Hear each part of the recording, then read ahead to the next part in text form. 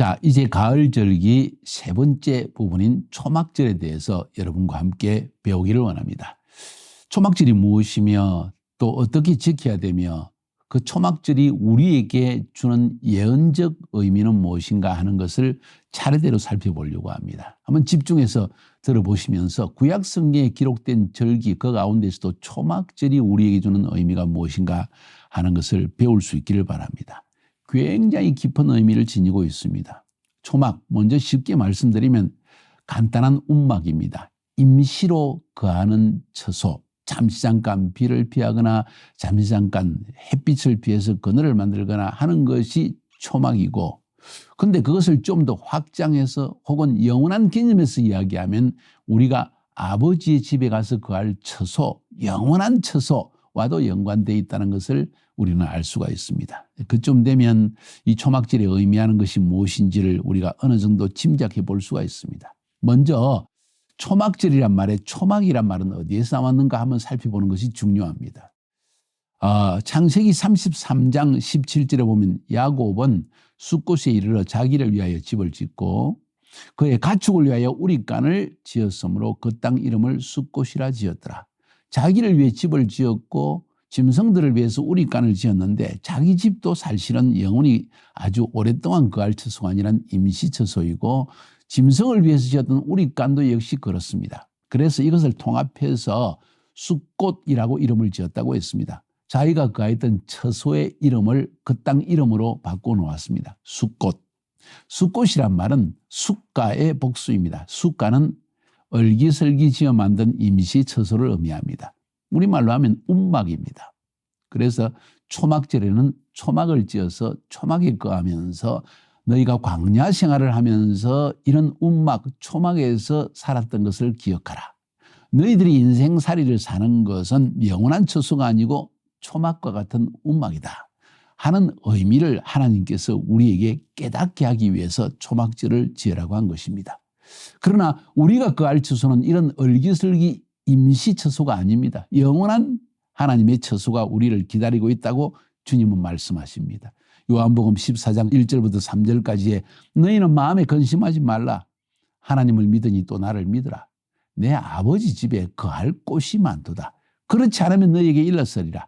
내가 너희를 위하여 거처를 예비하러 가노니. 영원한 처소를 예비하러 간다는 거예요. 가서 너희를 위하여 거처를 예비하면 내가 다시 와서 너희를 내게로 영접하여 나 있는 곳에 너희도 있게 하리라. 예수님께서 다시 재림하셔서 메시아가 이 땅에 오셔서 우리를 데리고 영원한 수카, 영원한 초막, 초막이 아니죠. 빌라와 같은 곳이겠죠. 영원한 처소로 데려간다는 이야기입니다.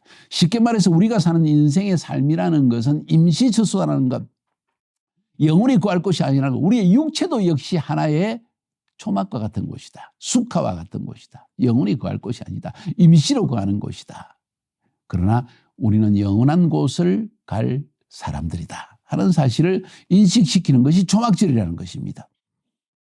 오늘 본문에 읽었듯이 레위기 23장 34절부터 43절까지 해서 초막절을 이렇게 지키라 하고 이야기가 나옵니다.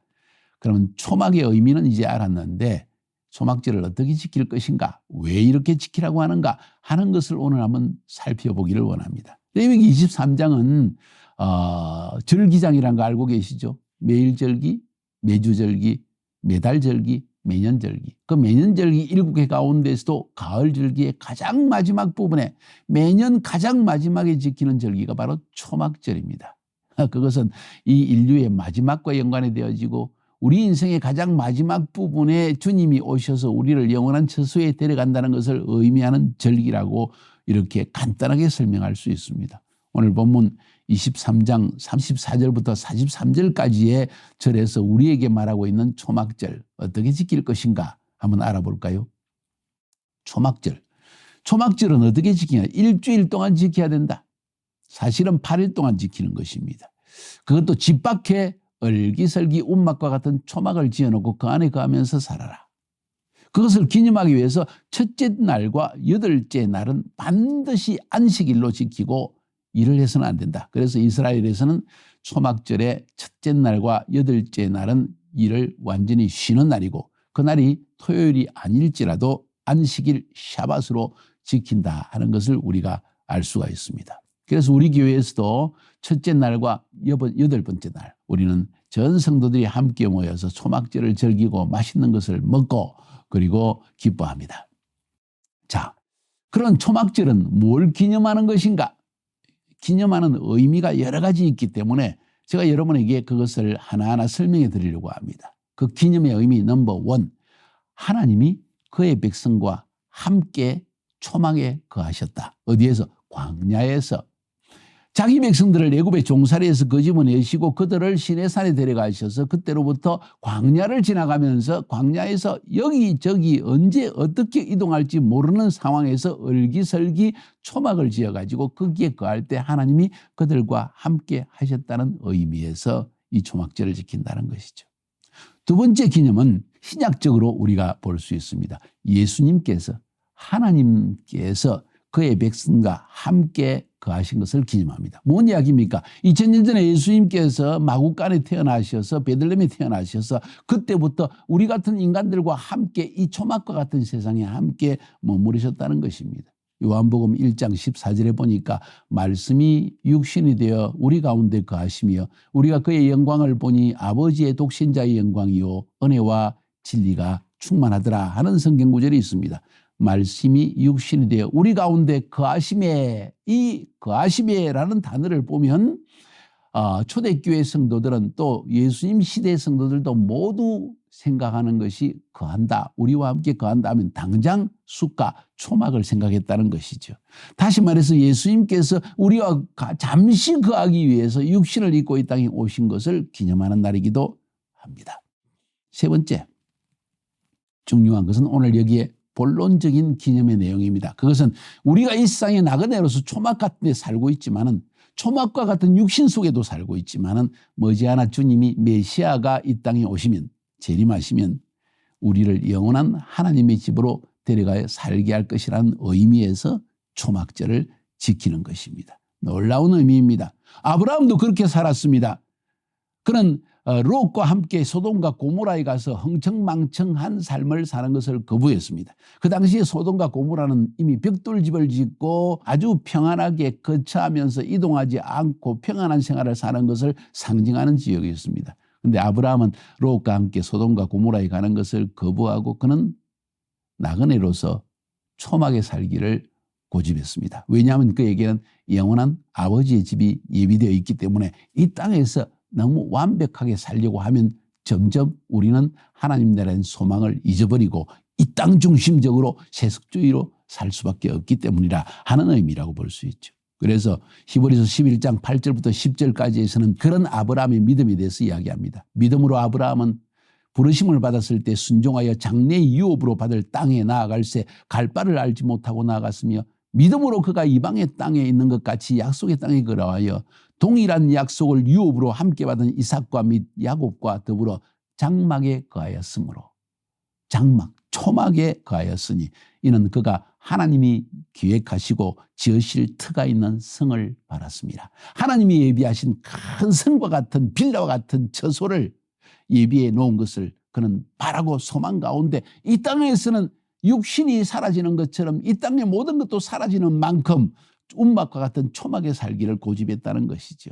자, 아브라함이 그런 마음을 지녔기 때문에 세속주의에 물들지 않았고 이 땅이 전부인 것처럼 착각하지 않고 살게 되었다는 사실을 우리는 깨닫는 것이 굉장히 중요합니다. 이것을 우리가 교훈으로 받는 것을 받아야 된다고 저는 생각합니다. 그런데 여기서 초막절은 예수님의 재림을 상징하는 것은 아닙니다. 예수님이 재림하셔서 우리에게 주실 천년 왕국을 의미하는 것입니다. 초막적인 삶에서 영원한 하나님의 나라로 처소로 들어가는 그 중간 단계에 있는 천년 왕국, 그것을 우리에게 상징하는 것이 초막절이라는 것을 먼저 이해할 필요가 있습니다.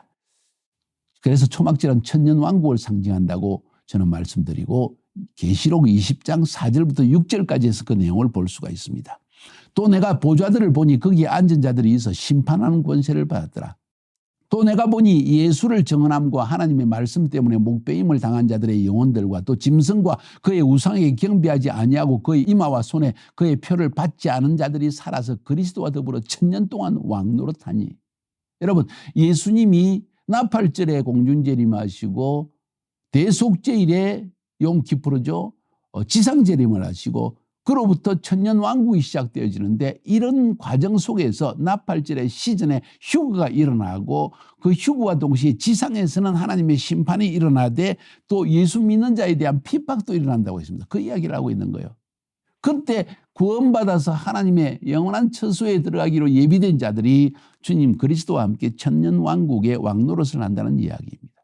그 나머지 죽은 자들은 그 천년이 차이까지 살지 못하였더라. 이는 첫째 부활이라. 이 첫째 부활에 참여하는 자들은 복이 있고 거룩하도다. 둘째 사망이 그를 다스리는 권세가 없고 도리어 그들이 하나님과 그리스도의 제사장이 되어 천년 동안 그리스도와 더불어 왕노릇하리로다. 할렐루야. 우리에게 천년왕국이 기다리고 있다는 것이지요. 거기에 대한 이야기. 그것이 바로 이 초막절이 우리에게 주는 상당한 예언적 의미라는 것입니다. 자, 이렇게 이제 왜 초막절을 기념해야 되는지 이유를 알았죠. 그렇기 때문에 너희는 기뻐하라고 말씀하십니다. 왜? 메시아가 오셔서 너희에게 잠시 머무르는 임시처소인 움막에서부터 영원한 하나님의 처소로 옮겨가는 시즌의 그 중간에 있는 천년왕국을 너희에게 맛보게 하시기 때문이다. 그러므로 너희는 기뻐하며 이 절기를 지키라. 레위기 23장 40절 앞에 읽었지만 첫날에는 너희가 아름다운 나무 실과와 종려나무 가지와 무성한 나무 가지와 시내 버들을 취하여 너희의 하나님 여호와 앞에서 이레 동안 즐거워할 것이라. 이레 동안 즐거워해라. 일주일 동안 기뻐하며 즐거워해라.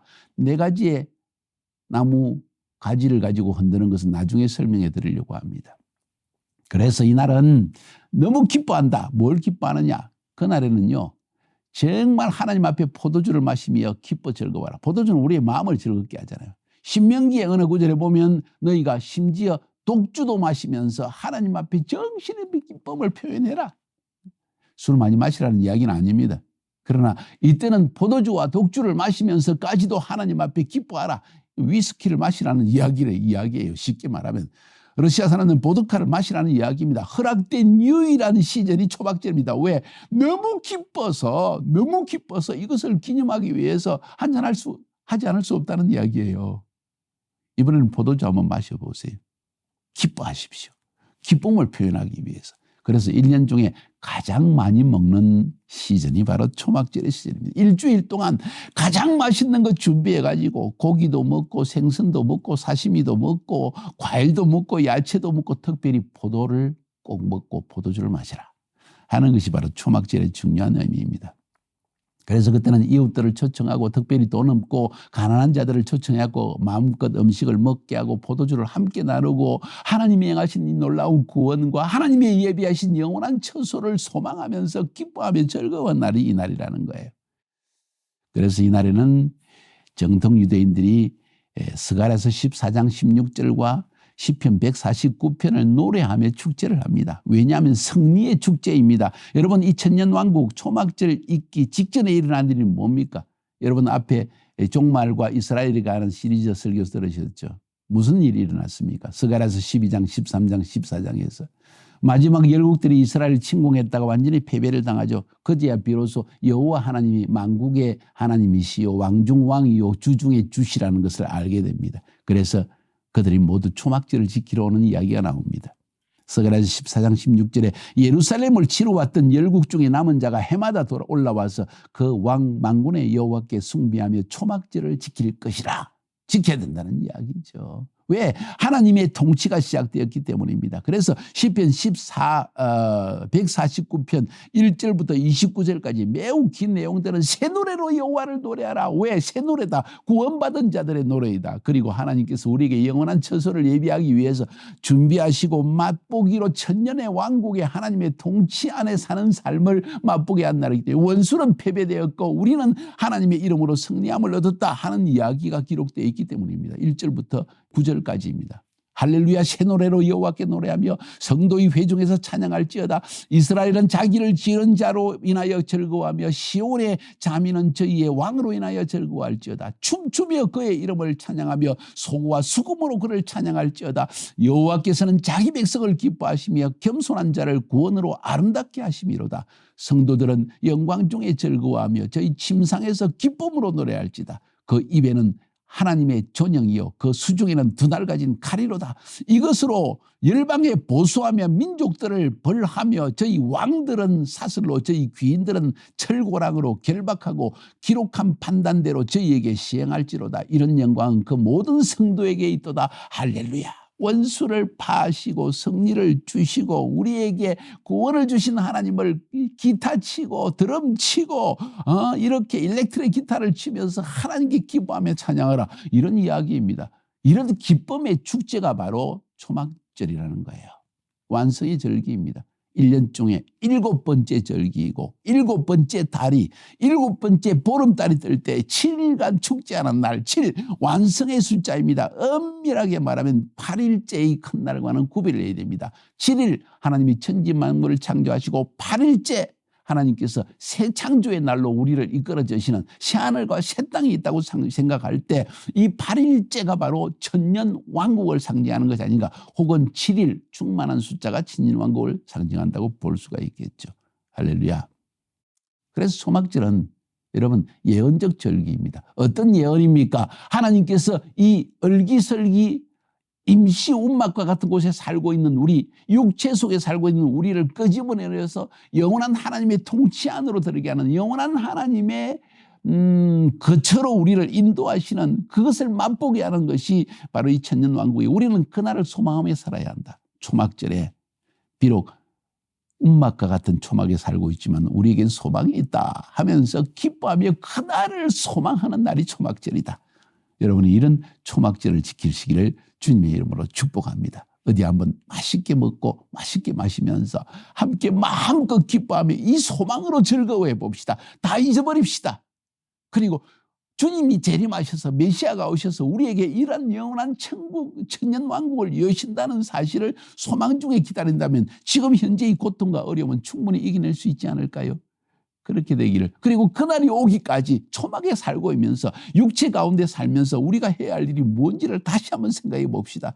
지금 초막을 더 멋있게 하기 위해서 임시 움막을 맛있게 만들기 위해 살아야 할까요? 내 육체, 초막과 같은 육체에 온 화장하고 찍어 바르고 좋은 옷 입고 먹고 마시고 이런 걸 위해 추구하며 살아야 될까요? 아니면 뭘 소망하며 무엇을 추구하며 살아야 될 것인가? 한번 깊이 생각해 볼 시즌이 아닌가 생각합니다. 승리하시기를 주님의 이름으로 축복합니다.